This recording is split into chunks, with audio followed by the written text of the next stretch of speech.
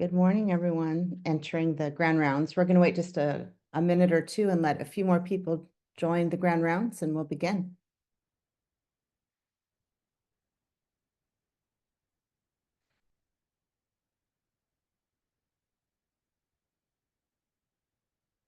Oh, good. Well, welcome, everybody. We're going to start on time today because we have a big grand rounds. And I have the wonderful honor to introduce my dear friend and colleague, Dr. Michelle Kahn. She is just an exceptional and brilliant physician.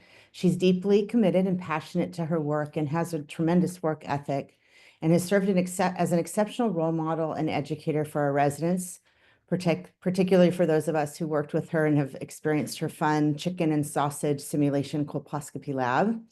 One of my favorite things about Dr. Kahn is that her laughter is absolutely contagious. It's impossible to resist joining in when she smiles and laughs. All of you know this to be true. So formally introducing Dr. Kahn, she is a board-certified obstetrician gynecologist and clinical associate professor with all of us at Stanford.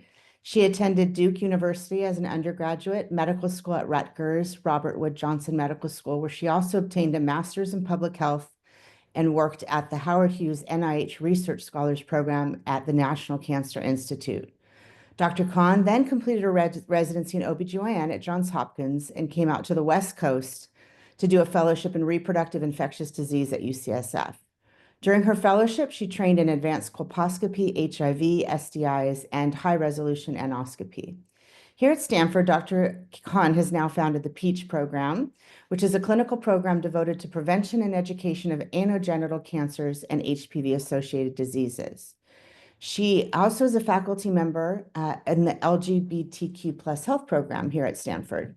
She serves as the president-elect, congratulations, Michelle, for the ASCCP, the American Society for Colposcopy and Cervical Pathology. She's also a board member and co-chair of the Education Task Force for the International Anal Neoplasia Society. She's very active. All of us see her emails frequently and engage with her in the arena of diversity, equity, and inclusion. She is our co-director on our departmental DEI committee, and she is a DEI committee member for the Infectious Disease Society for OBGYN, and also for the ASCCP. So with all of that, I am really thrilled to introduce Dr. Michelle Kahn, who will talk about HPV cancer, the updates in HPV cancer prevention. Welcome, Dr. Kahn. Thank you so much, Dr. Tyson, for that wonderful introduction. I'm going to share my screen here and we'll get started. Is this the right view here? Yeah, it looks great. Perfect. Okay, so Dr. Tyson mentioned that PEACH stands for Prevention and Education of Anogenital Cancers and HPV-associated diseases. And so today we're going to talk about some updates. These are my disclosures. And I do want to mention that I will be showing photos of genitals and anuses to demonstrate some of these lesions and illustrate the points. So our objectives today are to review basic tenets in HPV cancer prevention. We're going to talk about the new anal cancer screening guidelines that came out this year, and we'll discuss updates in cervical cancer screening and management of abnormal screening tests. I have a few polls, audience polls during this talk, and there will be a QR code, which is the fastest way to join the poll. So if you can have your phones ready to do that, you'll have about 30 seconds to answer the question. There's also a internet link and a text way to join, but the QR code will be the fastest. So here's the first poll. Which of the following groups has the highest number of anal cancer cases in the United States?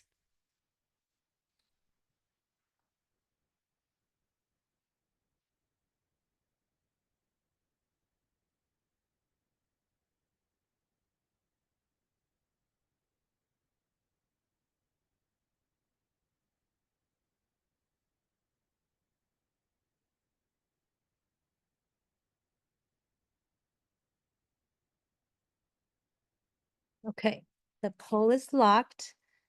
Kay says, can you switch the main screen to be your slides? But I think that I already did that. Hopefully you all can see the slides. So here's, okay, well, that poll didn't work. Let me escape out of here really fast. We'll try that one more time.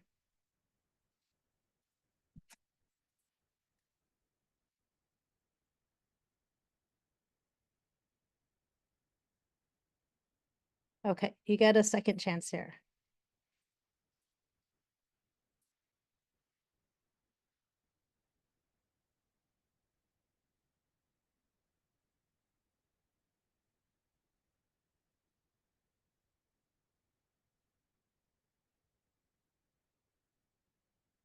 Okay. Trying again here with the poll. Okay, there's the QR code. Now we have the responses. So if you didn't get a chance to respond, you can try again.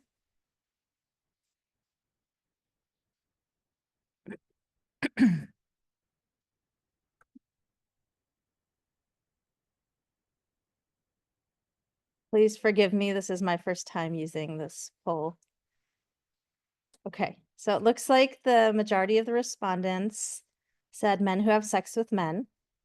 And the answer here is actually heterosexual women that has the highest number of anal cancer cases in the United States. And that's why I'm going to be talking about anal cancer screening today to all of you. I'm going to start with a clinical case. This is a 42-year-old G4P1021 cisgender female at 34 weeks gestation who was referred for colposcopy due to cervical HPV-16 positive. We saw this patient in the resident procedure clinic. Review of her prior cervical cancer screening results showed the following. She had negative testing in 2018. She had a positive HPV-16 in 2022 and was advised to come back in 1 year for another test. She came back in 2023 and had persistent HPV-16 positive and also had atypical squamous cells of undetermined significance, at which time she was referred for colposcopy. The patient is in a monogamous relationship with a cisgender heterosexual male, reported vaginal and oral intercourse and a history of receptive anal intercourse last in 2019. She reported a remote history of being paid for sex in her 20s, and she reported a hemorrhoid that had been there since 2018. She said that it happened after a D&C when she forgot to take her stool softener, and that it flared up during her last pregnancy. She was planning to get it taken care of and then got pregnant again.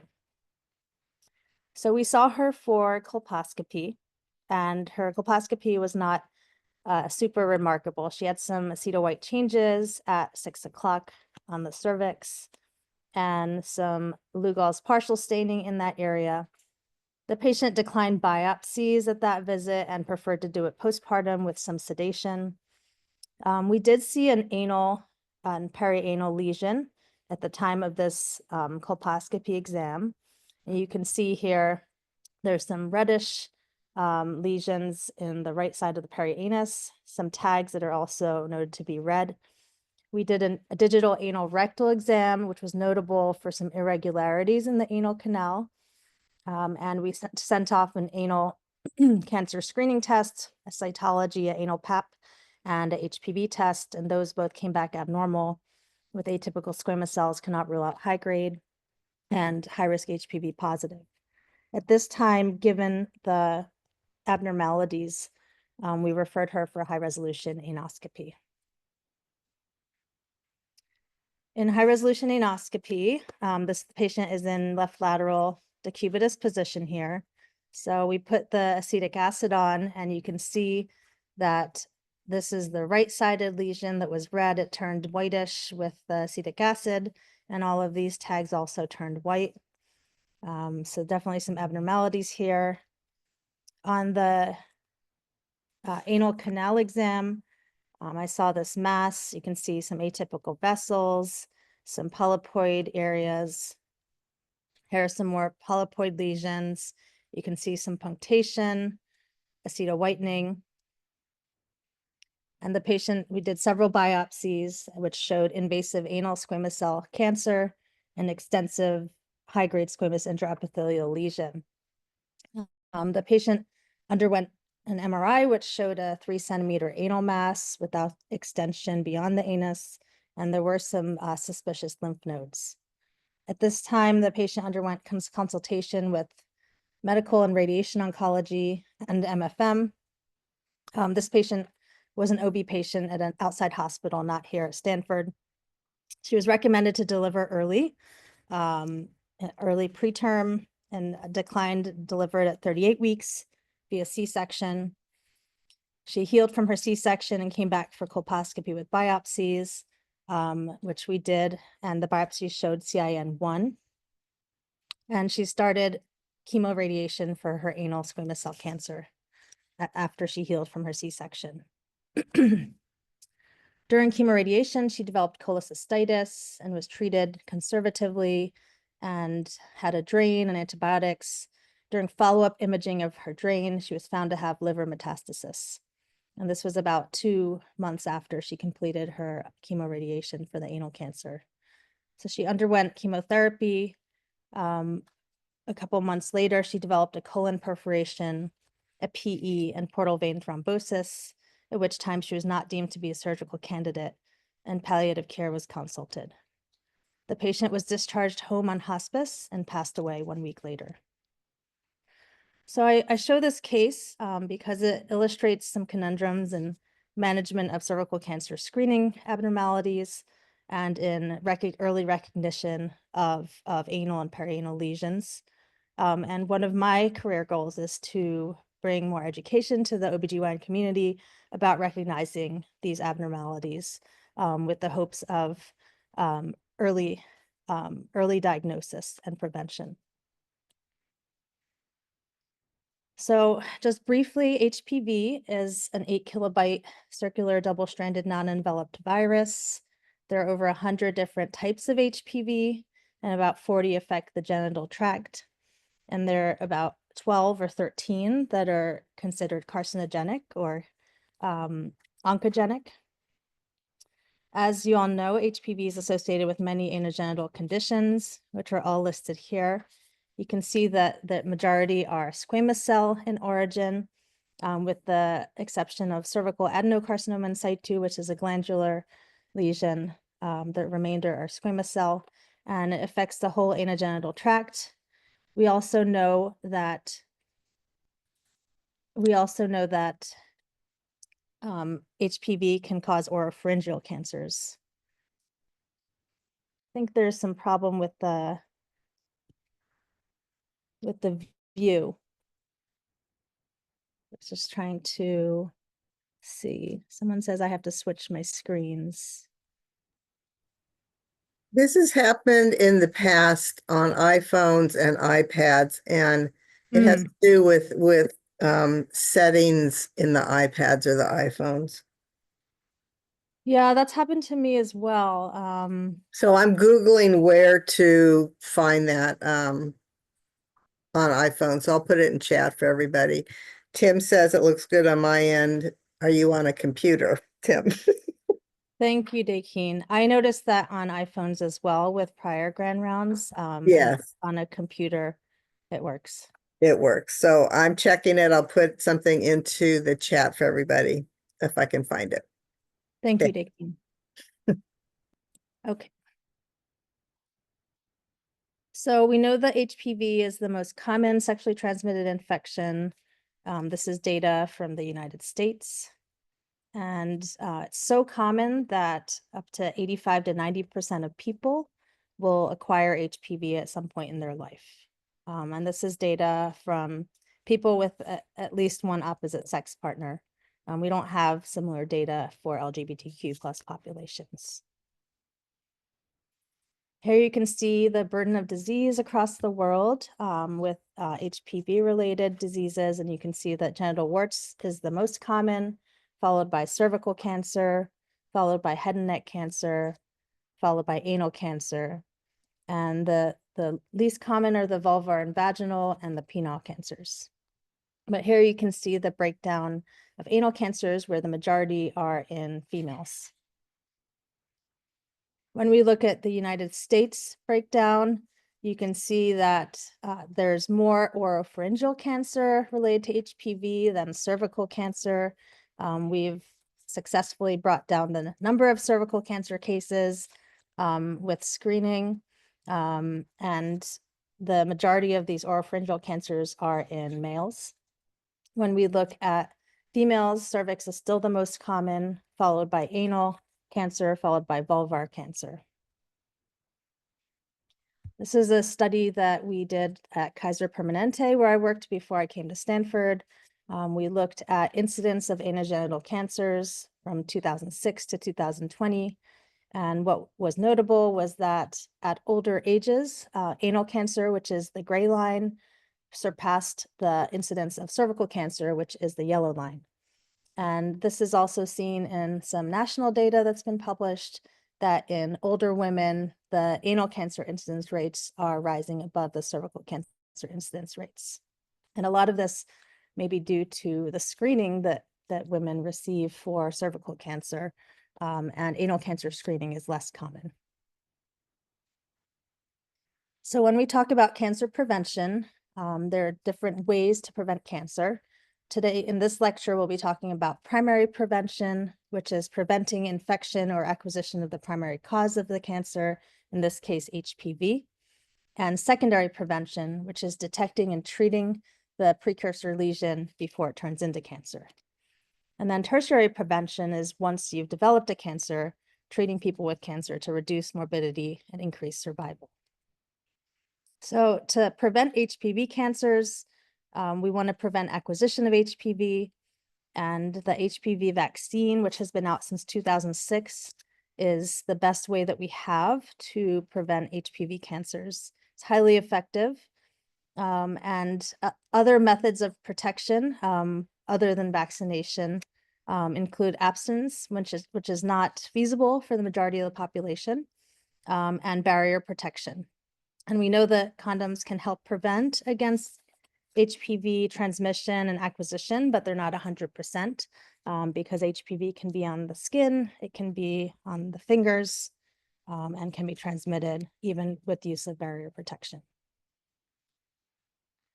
The HPV vaccine on the market in the United States is a 9-valent vaccine called Gardasil 9.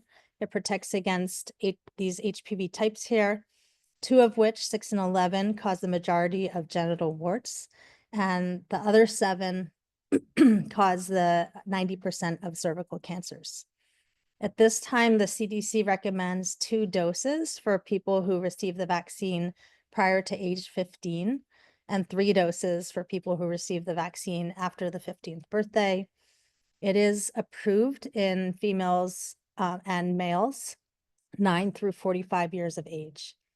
And there's more and more data coming out about 1 dose being effective.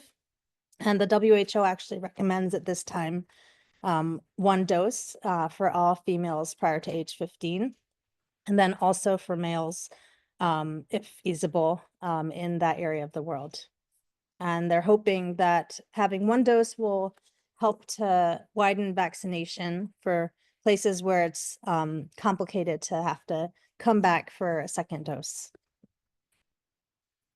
One question that comes up a lot is whether someone needs screening after they've received the HPV vaccine. And the answer is yes. We know that the decrease in cervical cancers that we will see from vaccination will take decades to be realized, given the time course of decades to develop cervical cancer. And the current vaccine protects against the high-risk types that cause about 90% of cancers. The previous iteration of that vaccine covered against 2 high-risk types that cause 70% of cancers. So screening is still recommended because there are other types that can cause cancer.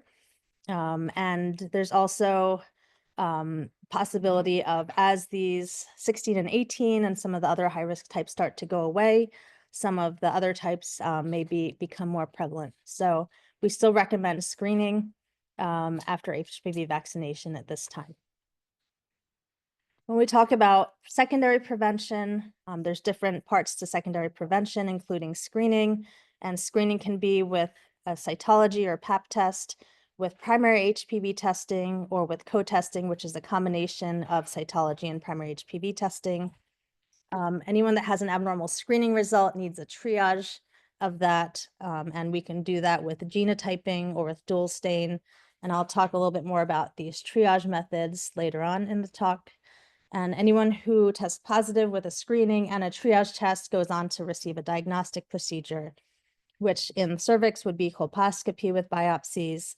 In anal cancer screening would be high-resolution anoscopy with biopsies. And finally, under secondary prevention comes treatment of precancers to prevent them from progressing to cancer over time. And when we say precancer, we're referring to the pathologic diagnosis, high-grade squamous intraepithelial lesion, or HSIL is what you usually see on your pathology reports. And this is similar across the anogenital tract. So it's similar to IN2, IN3, which in cervix would be SIN2, SIN3, and anus would be AIN2, AIN3, and vulva would be VIN2, VIN3, etc. So these are our current guidelines for HPV-related cancers. As I mentioned, the anal cancer screening guidelines are new this year. They were published. There are two sets of guidelines. One is the International Anal Neoplasia Society, which came out in January. And then the second guideline is specific to people living with HIV. And that was published by the NIH, CDC, and the ID Society of America. For cervix, we have American Cancer Society guidelines. We have U.S. Preventive Services Task Force guidelines, and they just released some draft recommendations last week, which I will be going over. And we have ACOG. For oropharyngeal cancers related to HPV, the American Dental Association recommends an annual oral cancer screening exam. So make sure when you go to your dentist that your dentist is doing this, and that's recommended in all adults. Unfortunately for oropharynx, there is no identifiable precancer stage, so it's really more of a cancer screening exam. There are no guidelines for screening for penile, scrotal, vaginal, or vulvar cancers. These cancers, as you may recall, are not as common as the ones above. However, people who've had a hysterectomy and have had cervical precancer or cancer are recommended to undergo ongoing surveillance testing, which is a vaginal test when they no longer have a cervix. So now I'm going to spend some time talking about anal cancer screening and prevention. Some risk factors for anal cancer are listed here. They're similar to risk factors for cervical cancer and include any kind of immunosuppression, particularly HIV, or immunosuppression after a transplant, or for being on medications to suppress your immune system with certain rheumatologic conditions. We have sexual gender minority status, and this is men who have sex with men and transgender females in particular are at higher risk of anal cancer. We have people assigned female at birth with a history of lower genital tract HSIL cancer, and this is a history of vulvar, vaginal, or cervical precancer. As with the other HPV cancers, smoking increases the risk. It allows the HPV virus to persist in the body. And specifically for anal cancer, we know that history of anal warts and is a risk factor, as is multiple sexual partners. And these are both indications that there's HPV in that area. One misconception is that you have to have had a history of anal sex in order to get anal cancer, and that's not true. I have a lot of patients that have had anal cancer that never had anal sex. And we know, particularly for females, that everything is very close and it's possible to have HPV in the anal canal without having had anal sex. And just to illustrate that point, this is a study showing the prevalence of HPV in the anus and the cervix. This is in HIV negative and HIV positive women. And you can see for all of the groups, the prevalence of HPV is higher in the anus compared to the cervix. You can also see that with greater degrees of immunosuppression, you get higher prevalence rates of the HPV, at both sites. So now I'm just gonna spend a minute or two on this graph. This was a meta-analysis that led to the screening guidelines for anal cancer. And it's broken up by risk group. You can see we have males, females, then we have immunosuppressed, non-HIV immunosuppressed populations. And just to give a baseline, the baseline rate of anal cancer incidence in the United States is between 1.5 to 2 per 100,000. So down in this blue area down here. And just for comparison purposes, the incidence rate of cervical cancer in the United States is about 7.5 to 8 per 100,000. So also down on the bottom part of the graph. So the highest risk group for anal cancer are men who have sex with men, which is the MSM, and those living with HIV. You can see the rates are very high, to 85 per 100,000. And when this is broken down by age group, you can see that older ages have higher risk for anal cancer. So this is the highest risk group. When we look at men who have sex with men who are HIV negative, there's still an elevated risk, but not as high as those living with HIV. When we look at other people with HIV, including non-MSM males and females, they're also at elevated risk for anal cancer. And then the other groups that stand out here with very high risk are people with a history of vulvar precancer cancer. You can see their rates are 45 to 50 per 100,000, which is like 20 to 25 times the rate in the general population. And then the other group that really stands out are these females that have had a solid organ transplant and are greater than 10 years post-transplant. So for people that are non-HIV immunosuppressed, it's the length of the immunosuppression that increases their risk. And you can see below that 5 to 10 years and less than 5 years is lower risk, still elevated, but not as high risk as 10 years post-transplant. So these are the anal cancer screening guidelines that were published this year. I put the QR code there to hope that you're able to maybe screenshot this and keep it in your phone for when you see patients. You can quickly recall who you should be screening. It's broken down by risk categories. So we have risk category A, which are the people at highest risk. And these are the men who have sex with men living with HIV, transgender women living with HIV, and the non-MSM males and females living with HIV. You can see that the starting age to do anal cancer screening is 35 for the highest risk group and 45 for the other groups with high risk. And then we also have people with a history of vulvar dysplasia, precancer, or cancer.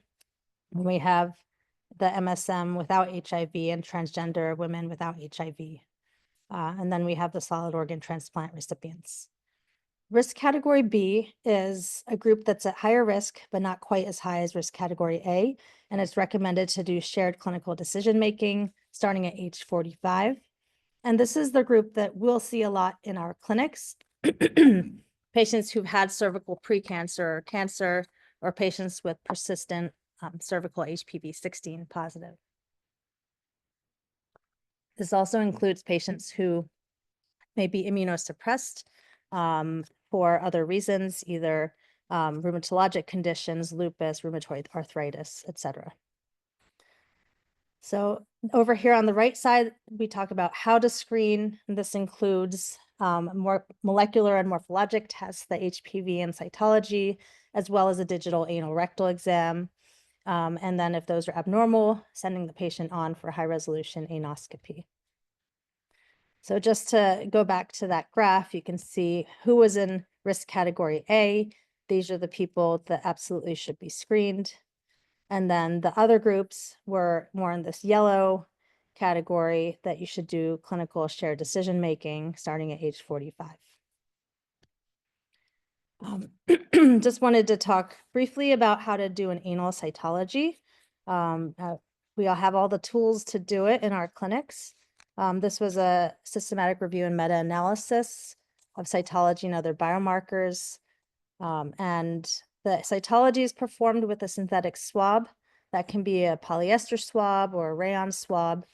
There is a learning curve to get a good sample. Remember, the anus is a small place with a lot of folds. And so you're going to put in that swab. Usually you want to retract the skin and you moisten the swab with some water, aim towards the belly button and insert it until you hit the back wall of the rectum. And at that point, you're going to put some pressure to obtain a sample. It's not just twirling it, because you won't be able to open up those folds and get good cells by just twirling it. So you want to put some pressure and rotate it 360 degrees. And as you come out from the anal canal, you continue to rotate it to sample the entire length of the anal canal. So this is typically what we use for anal cytology. This cyto brush can also be used, and we have these in our clinic for cervical cancer screening. So we do have the tools that we need, and we just put it in the same vial that we use for cervical cancer screening. And this is the order in EPIC to enter. It's called anal pap. It used to be in the Gyn cytology order, but now it has its own order, and you put in their clinical history and whether you want to order just the cytology or the cytology and the HPV co-testing. And here's just a diagram to show you where you're trying to sample. The squamo-columnar junction is similar to cervix, and you're trying to sample that area, which is most susceptible to HPV, and which is where the anal precancers and cancers develop.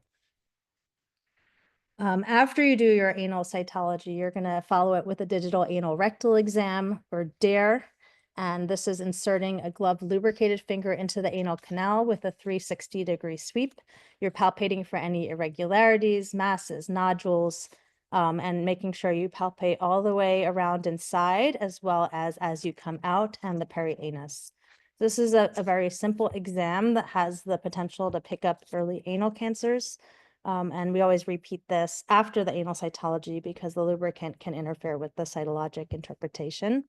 There's not a lot of data in the literature, but recently it was presented that the sensitivity and specificity from the anchor study, which I'll mention as well, was about 82% and 87%. So really not bad. So just going back to this, in case you didn't get a chance to screenshot it, this is the recommendations. So please keep these in mind when you're seeing patients in clinic. Now, you've done the test. Who do you refer on for high resolution anoscopy or the next step? There's some similarities to cervical cancer screening here, where we're managing the abnormal tests in a similar way. If they have persistent HPV over 2 years, then they're going to come to see us. If they have ASCUS HPV positive or LSIL, they're coming to see us. If they have HSIL or ASC-H, regardless of their HPV result, they're going to come to see us. And then HPV-16 is the other one that causes the majority of anal cancers. So anyone with HPV-16 positive should be referred on. Those who don't have those results but have a negative or less risky result should come back in 12 months for another test. And then in doing this screening, you may end up finding some lumps, some irregularities on your digital anal rectal exam, or you might find patients that are symptomatic, that have anal pain, bleeding, itching, etc. So these are the situations where you would refer to colorectal surgery, which here at Stanford is called GI oncology, for further evaluation. So anytime you're feeling something that's concerning for cancer, or if the patient has anal symptoms that need to be evaluated. Just want to quickly mention the anchor trial, which was the first time that we have level 1 evidence showing that treatment of anal precancer decreases the chance of progression to anal cancer. This was published 2 years ago in the New England Journal and was a RCT of almost 4,500 people living with HIV with anal precancer. They were randomized to treatment or active monitoring and continuing to to look at their lesions every 6 months. And they were followed for a median of 25.8 months. The trial was halted prematurely because there were higher progression rates in the people that were being actively monitored. And the study showed that the rate of progression to cancer was 57% lower in the treatment group. And here you can see that rate of progression to cancer. First thing to point out is that it's a very slow growing disease. Cancer does not develop very quickly. You can see this has to be blown up for you to see the differences between the two groups. When we blow it up, you can see this is the group that was followed and not treated, and this is the group that was treated. So there was significantly more cancer in the group that was followed. And this provides evidence for treating precancers and doing screening to identify those precancers. And then there was a study from the Netherlands, which was the first study to show that anal cancer screening decreases mortality. They started screening people with HIV in 2007 and looked over time at people who had been screened and people who had not been screened. And they found decreased mortality in people who had been screened. They also found the cancers that were detected in the people that were screened were of earlier stages and less lymph node metastasis. And so other evidence showing that screening can increase early detection and decrease mortality. Now I'm just going to show you some pictures of high resolution anoscopy. This is similar to colposcopy, but it's in the anal canal. Similarly, we use acetic acid and Lugol's iodine, and we take biopsies using a baby Tischler, just like we do for cervix. Majority of these procedures are performed in the office with local anesthesia, but we can also offer oral sedation or an IV sedation. So here are some pictures of low-grade lesions, and here you can see nicely that squamo-columnar junction. This smoother tissue is anal tissue, and this redder tissue is the rectal tissue. Here's with the Lugol's iodine. You can see it picks up the stain nicely. These are low-grade lesions. And here's a more raised low-grade lesion with acetyl whitening. This is a condyloma. Here's some more pictures of condylomas in the anal canal. You can see those papillary growths. You can see like the vessels coming down the papilla. And here are some examples of high-grade lesions. Again, you see that squamo-columnar junction nicely. We're following that all the way around. Some features similar to cervical colposcopy are punctation, you can see here. And then with the Lugol's iodine, it's non-staining, usually when it's a high-grade lesion. So it's more of a yellow color. And then we always look at the perianus as well. This is that picture from the case I showed you at the beginning. And here's another example of perianal lesions where you have the hyperpigmented lesions. These are somewhat similar to VIN lesions. So I'm going to move on now to talk about cervical cancer screening and prevention. Up until last week, these were the guidelines that were available. U.S. Preventive Services Task Force had recommended in their 2018 iteration to do either cytology alone every 3 years, co-testing, cytology plus HPV testing every 5 years, or HPV testing alone every 5 years. And the American Cancer Society recommended primary HPV testing every 5 years as the preferred method. And so what changed in the newest guidelines is that U.S. Preventive Services Task Force is now recommending the primary HPV testing as the preferred method. And so the whole field is moving towards that. These are their draft recommendations that were released last Tuesday. You can see they're recommending still cervical cytology every 3 years for people aged 21 to 29, and then starting at age 30, doing primary HPV screening every 5 years, and this is with a clinician or patient-collected high-risk HPV test. And then they still give as an alternative that you can continue to do cervical cytology or PAP every 3 years, or you can do screening every 5 years with co-testing. So what is primary HPV screening? It's something that's new for a lot of people. It's using the HPV as the first test and then following that with a triage test.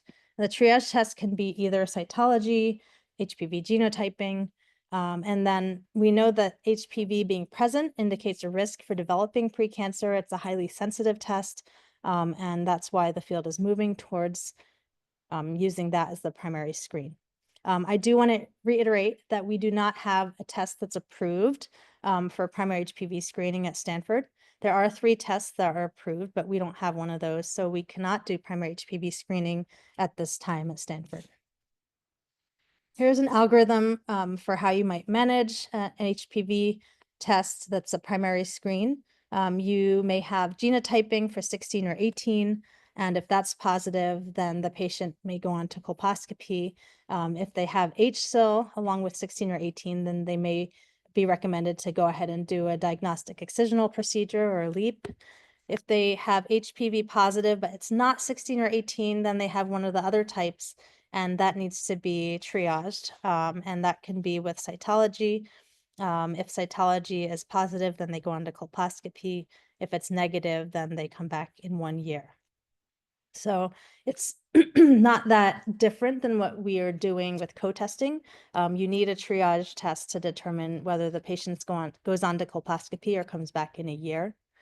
I'm going to go over a couple of the other ways that are available now for triaging abnormal primary HPV screens. One of them is called dual stain, and you may have seen this in some of your patients that had outside testing.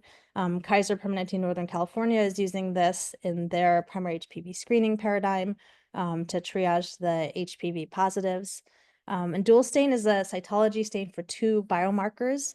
It's looking at P16, which is a tumor suppressor protein, and that's the brown here, and that signals the halting of cell division. And that's also looking for Ki67, which is the proliferation marker, and this is the red stain here, which signals progression of cell division. When you have both the red and the brown, that's called dual stain. If it's positive, that indicates there's some cell cycle deregulation going on and more likely to be at high grade disease present. So what's recommended is if someone tests positive for HPV, they're not 16 or 18, they're one of the other types, and dual stain is positive, then they're recommended to go on to colposcopy. And if dual stain is negative, then that provides good specificity and they come back in 1 year for another test. Another way that primary HPV screening is being triaged is with extended genotyping. And here you can see the different classifications of the carcinogenic HPV types and what their risk level is. So we all know that HPV-16 is the worst of the types. It causes 60% of cervical cancers. The 9-year risk of progression to SIN3+ if you have HPV-16 is 6.3%. And then you can see going down the list what these risk levels are for the different HPV types. 18 and 45 also cause a good number of the cervical cancers. These are the 3 types that we have that pulled out in our test at Stanford that you can do genotyping for these 3 types. You can see that they're elevated risk. And then you have this other group, the green group, and this group are the types that have still elevated risk. They're related to HPV-16 and cause these percentages of the cancers. And 4 of these are in the Gardasil 9, and those ones are kind of more intermediate risk. And then you have this group of blue ones down here that are lower risk, but still can cause cancer. So extended genotyping is looking at the type that they have. And when you identify individual genotypes, you can more precisely identify type-specific persistence, which is higher risk than persistence of pooled positivity. When you have a pooled test, you don't know which one's positive, so it could be a new type that showed up versus persistence of that previous type. So the extended genotyping is another way to triage a positive HPV test. Here's an example of how to do that. These are different test platforms. Some have no genotyping, have all the types combined. Some have limited. This is like similar to the test that we have at Stanford. Ours has 18 and 45 together. And then there's tests that have extended genotyping with several different channels grouped by the risk level of those types. So if you have one of these tests and you have a positive result for HPV, and you get the typing specifically, you can determine whether they should go immediately to colposcopy, which would be for 16 and 18, the highest risk types. If they have one of the more intermediate risk types, then you can do further triage with cytology or dual stain. And if they're one of the lower risk types, then you can tell them to come back in 1 year. Self-sampling is another question that I get a lot. Can we start doing self-sampling at Stanford? This great news is that it was approved by the Food and Drug Administration in May for sampling in a healthcare facility. So that's in a clinician's office, a pharmacy, a hospital, and there are 2 tests that are approved for HPV self-sampling. We don't have one of these tests at Stanford, so we cannot offer self-sampling at this time, but we're hoping to move towards that so that we can increase screening access for our patients. And self-sampling is really promising because you don't need a speculum. So it'd be great for patients that don't want a speculum exam, for trauma survivors, for people that want to test at home, for all of these reasons, people with disabilities. There's a lot of people that could really benefit from self-sampling. So another question is, how is self-sampling compared to clinician sampling? Is it as good or is it suboptimal? Here you can see the relative sensitivity and specificity. So this is kind of putting sensitivity of the self-collection over the provider collection. And you can see for PCR-based tests, it's really good. It's 99% relative sensitivity. The majority of the tests on the market are PCR-based.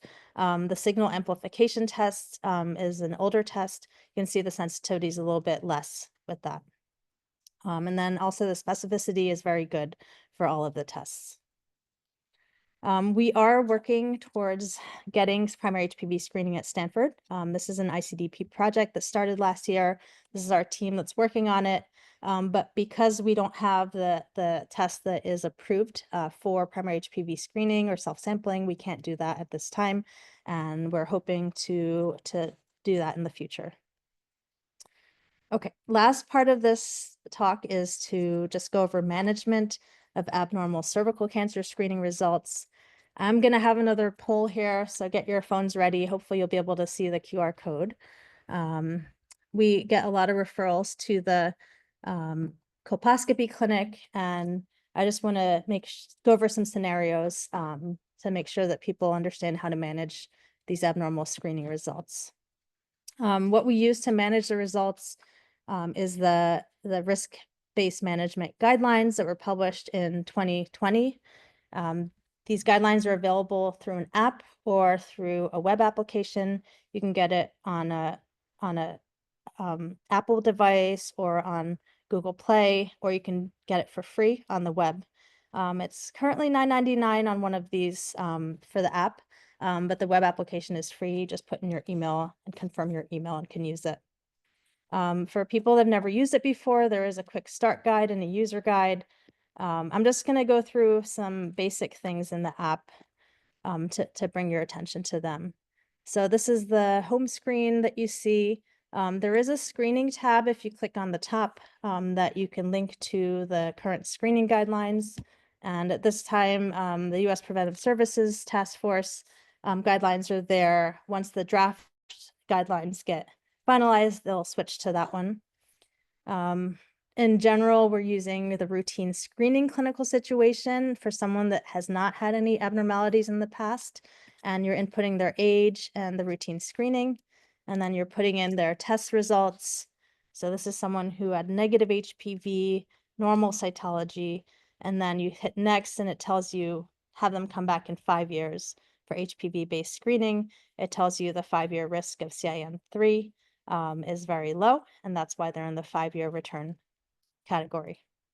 So now I have a case, Laura, who's a 32-year-old cis female with the following results. In 2018, she had a negative PAP, negative HPV, and then got rescreened 5 years later, and she had cytology showing LSIL or low grade, and her high-risk HPV was positive. So the next screen is the poll. You can answer what would be the next step in management for this patient. 32-year-old cis female, negative test in 2018, LSIL HPV positive in 2023.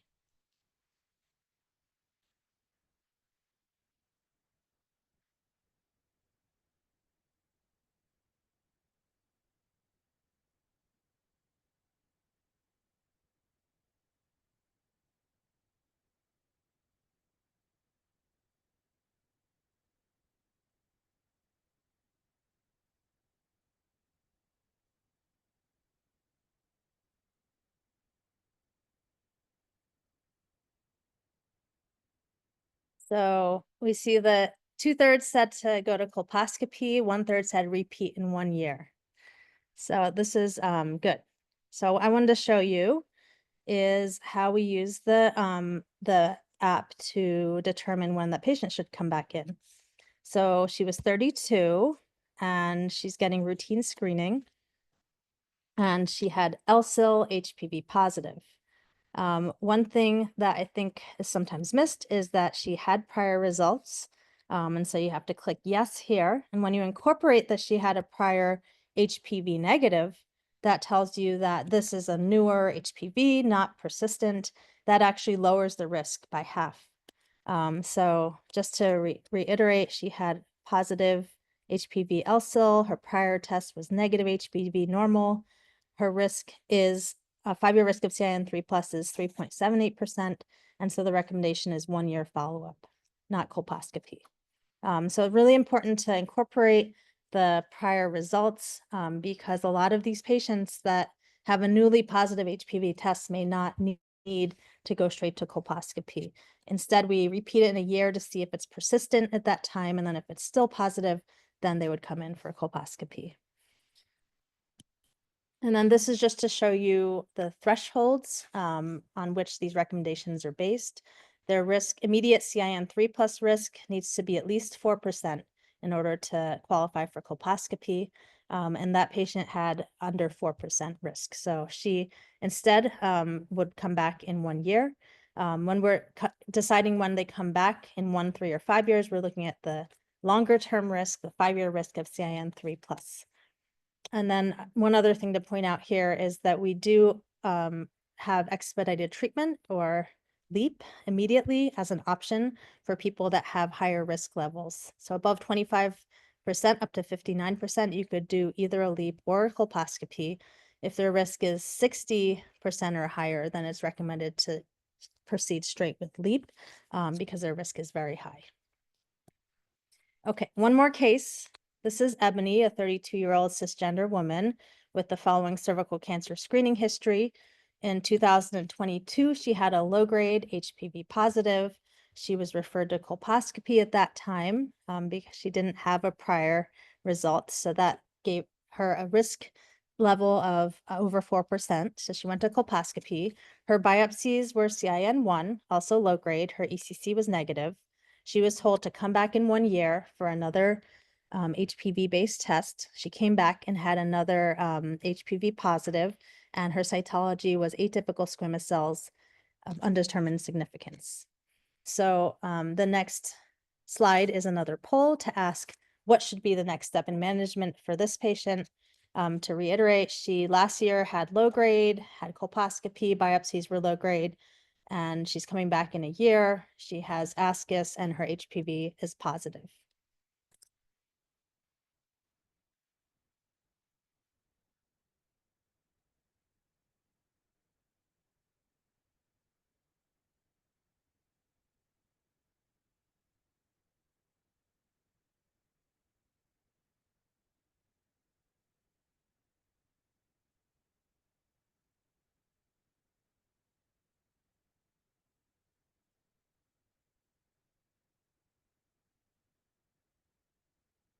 Okay, let's see what everyone said. So everyone said colposcopy. And And the answer is actually repeat in 1 year. So let me go through that with you so you can see. This is using the app. So we're inputting her age and the clinical situation. So the last case we did routine screening, but in this case, we're doing management of results during post-colposcopy surveillance. So she had a colpo, and the results of that colpo changes her risk. And so her colpo had showed CIN1 or low grade, and that was preceded by a low grade cytology. And then you're putting in her current results, which are HPV positive. And then she had a cytology showing ascus. And she didn't have any other results since the colpo, just the ascus HPV positive. So here is her breakdown of what she's had. And here's a recommendation, which is 1 year follow-up. Her 5-year risk of CIN3 plus is 6%. And so if you're able to use the app or the web application, this will help you to find out what their risk level is and manage the abnormal tests appropriately. Prior results wouldn't be the prior results immediately prior to colposcopy. It would be prior results prior to that one that indicated a colposcopy.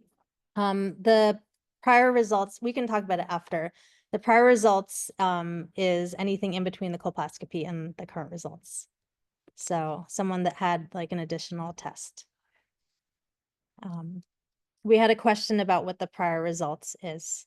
And I will say that the app was updated in the last month or so, and it does take a little bit of using it to get used to all the different screens and learning how to input the prior results.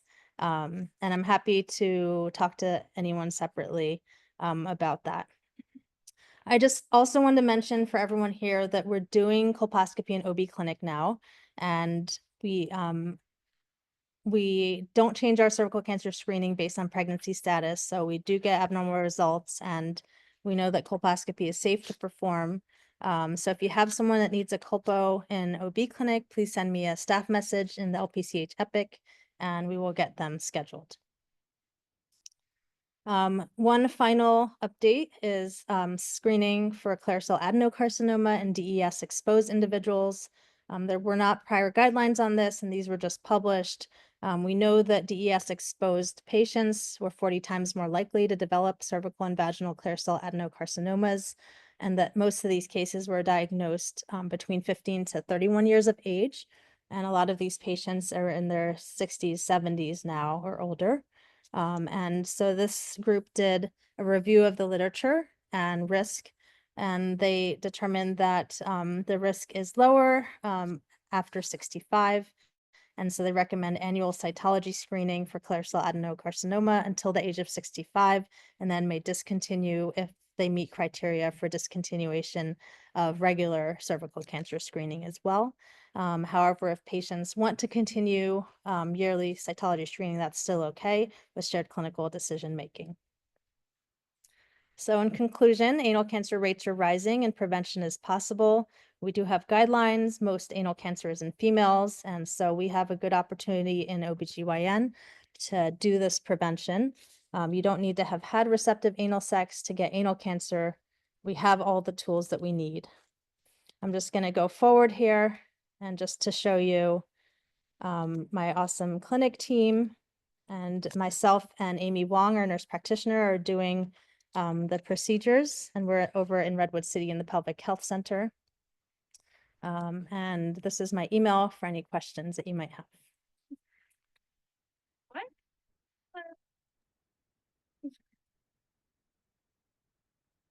Michelle, are you getting questions from the audience, or do you want to, there's a couple questions we have, well, it's about 8:30. How about you want to take one question really quick? Or Do you all have any questions? I'm here with the residents. Hi, residents. Oh, we do have a question. Let me get this one and then we'll take the audience questions.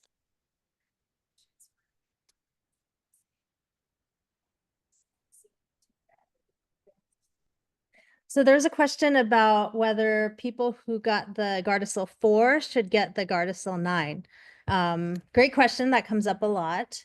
And CDC does not recommend revaccinating at this time. The additional, how many types? The additional 5 types that were added to Gardasil 9 cause about 20% of cervical cancers. And they recommend, they basically make recommendations for populations, and it's better to continue your screening and than to get revaccinated. And we're really focusing on vaccinating younger people as early as possible to improve the HPV rates in the population. So at this time, it's not recommended to get revaccinated. Okay, well, I'm going to be self-serving and ask the question from Dr. Cizik that just came through because I was thinking the same thing. So she said, amazing presentation. It sounds like the newest USPSTF guidelines are still initiating screening at 21 and not 25. ASC uses 25, she mentioned. Are there any updates that you would recommend to cervical cancer screening in immunocompromised young patients, as we obviously see a lot of them in our population? Yeah, great question. For immunocompromised, it's recommended to start at age 21 and to do annual cytology screening for at least 3 years. And then if those are all negative, then you could go to every 3 years instead of annually. One other thing about immunocompromised populations is that the referral to colposcopy, if they have ascus or ELSIL, even if it's HPV negative, they still go to colposcopy, whereas that would be come back in a year for people who are immune competent. And is there anyone you would recommend screening younger than 21? Not typically, because unless, if you have a special situation where someone may have been exposed to HPV through like abuse, then you could consider that. But with the time course of HPV, usually people are getting exposed to it in their teens, and it takes years to turn into precancer. So the 21-year-old starting age is designed to try and capture that before it becomes cancer. And then can you describe how self-sampling works? Is it just a vaginal sampling, or are you aiming to have the patient get to the cervix? They're gonna try to insert as high as possible. So they're ideally picking up some cervix, but in actuality, they might be getting some mostly vaginal. And so that's part of the thing. That's part of what we're looking at in terms of these tests. And the test that we have at Stanford hasn't been approved for primary HPV screening. So there's possibly could be some concern about like a false negatives. And so that's one thing. The PCR tests are very sensitive, and they're able to pick up that cervical HPV. The dual stain that I mentioned, which looks at actual cervical cytology and the stain on it, we don't have data yet saying that you can do that from a self-sample. And so that's one that would require a clinician sample so that you make sure to get that cervical cytology. But there's supposed to be more data coming out about that one in the future.